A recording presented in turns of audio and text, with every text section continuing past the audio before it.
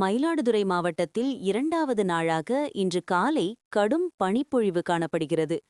தற்போது வடகிழக்கு பருவமழை நிறைவடைந்துள்ள நிலையில் நேற்று கடும் மூடுபனி நிலவியது.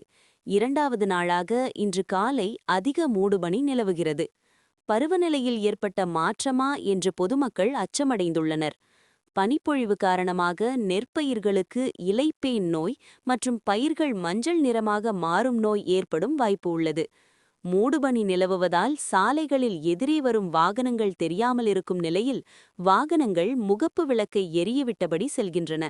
மயிலாடுதுறை சீர்காழி செம்பனார் கோயில், குத்தாலம், மங்கைநல்லூர் வைத்தீஸ்வரன் கோயில், கொள்ளிடம் உள்ளிட்ட பல்வேறு பகுதிகளிலும் பனிப்பொழிவு அதிகரித்து காணப்படுகிறது.